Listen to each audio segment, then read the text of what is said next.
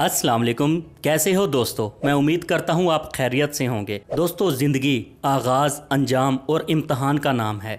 हम में से कोई ना कोई किसी ना किसी की ज़िंदगी अच्छे आगाज़ से शुरू होकर अच्छे अंजाम पर ख़त्म होती है, तो किसी का आगाज़ ही बुरा और अंजाम तो नहायत ही भयानक होता है।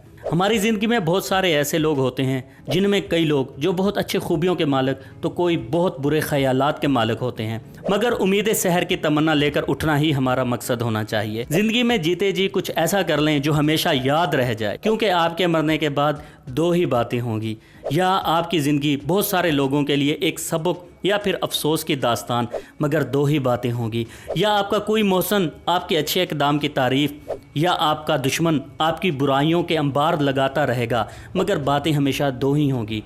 मेरा इस वीडियो बनाने का मकसद आपके अंदर यह हौसला पैदा करना है कि कुछ ना कुछ इस ज़िंदगी में ज़रूर करके जाएं, ताकि आपके जाने के बाद दो ही बातें नए लोगों को सुनने को ज़रूर मिले। मैं इस वीडियो में आपको ज़रूर इन मिसालों से समझाने की कोशिश करूँगा। अगर आपको मेरी ये वीडियो बनाने का मकसद समझ आ गया तो मैं समझूंगा कि मेरी कोशिश नाकाम नहीं हो रही है। पहले मैं आपको एक ऐसे शख्स की कहानी दिखाऊंगा जो कि निकम्मा कमचोर, पूरी जिंदगी बस बहाने बनाने के चक्कर में रहता है, कुछ नया करने या अच्छा बनने की कोशिश तक नहीं करता और सारा कसूर किसी न किसी पर डालता रहता है। तो आए वीडियो शुरू करते हैं।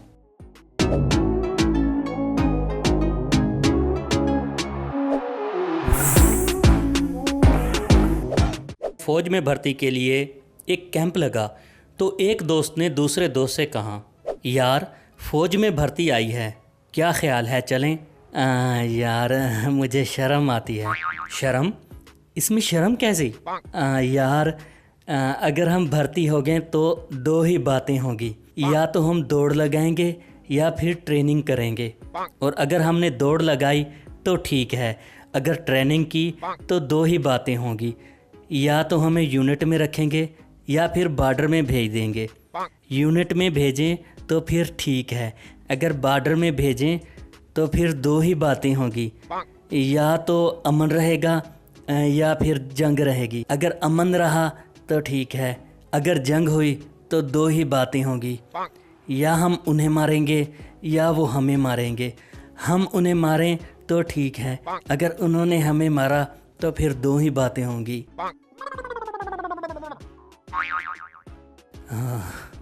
कौन सी दो बातें भाई, कौन सी दो बातें? या तो हमारी लाश हमारी फ़ौज उठाएगी या फिर दुश्मन ले जाएंगे। अगर हमारी फ़ौज ले आई तो ठीक है, अगर दुश्मन ले गए तो दो ही बातें होगी, या तो वो उसे दफनाएंगे या फिर जंगल में फेंक देंगे। अगर दफनाएंगे तो ठीक है, अगर जंगल में फेंक देंगे तो दो ही बातें होंगी, या तो उसे जंगली दरिंदे खाएंगे या फिर परिंदे खाएंगे। अगर दरिंदे खाएं तो ठीक है, और अगर परिंदे खाएंगे तो फिर दो ही बातें होंगी, या हमारी हड्डियां ज़मीन में दब जाएंगी या फिर साबुन बनाने वाले ले जाएंगे। अगर ज़मीन में दब गई तो ठीक है, और अगर साबुन बनाने वाले ले गए तो दो ही बातें होंगी। यार इतनी गहरी सोच है तेरी, कौन सी दो बातें हैं? अब बता ही दे आगे कौन सी दो बातें होंगी। अगर हमारी हड्डियां लेकर वो कपड़े बनाने वाला साबुन बनाए तो ठीक है, अगर नहाने वाला बनाए तो दो ही बातें होंगी, या तो हमारी हड्डियों के बने हुए साबुन से लड़के नहाएंगे या लड़कियां। और अगर लड़के नहाएं तो ठीक है, और अगर लड़कियां नहाएं तो मुझे मुझे बहुत शर्म आ रही है। तो ये बातें थी हैं? ये क्या तूने मुझे उल्टे सीधे रियाजी के सवालों की तरह घुमाया?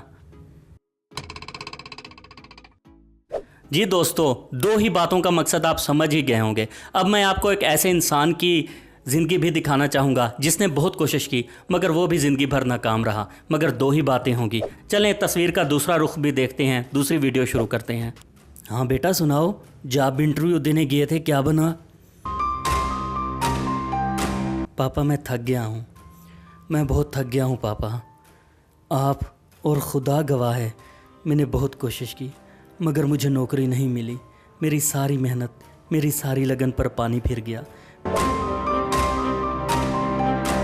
मैंने बहुत मेहनत से अपनी तालीम मुकम्मल की, मगर जहाँ भी नौकरी के सिलसिले में गया वहाँ सिवाय रिश्वत या सिफारिश के अलावा किसी को नौकरी नहीं मिल रही थी। मैं बहुत थक गया हूँ पापा, मेरी हिम्मत जवाब देगी है।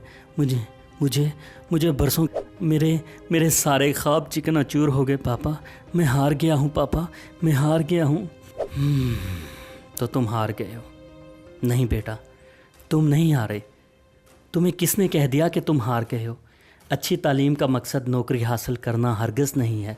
अच्छी तालीम का मकसद अपने मयार को बेहतर बनाना है, अपने सोच, अपने अखलाक को उजागर करना है।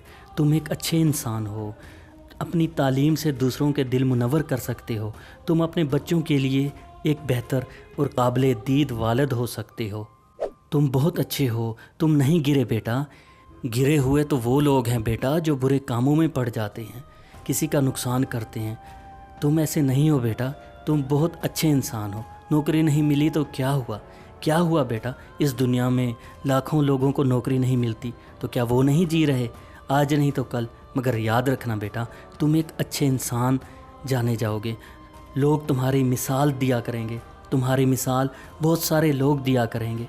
बस तुम अच्छे इंसान बनना, एक अच्छा पढ़ा लिखा इंसान जो हमेशा एक मुस्बत सोच का मालिक है, ज़िंदगी के कठिन मराहिल का सामना करता है।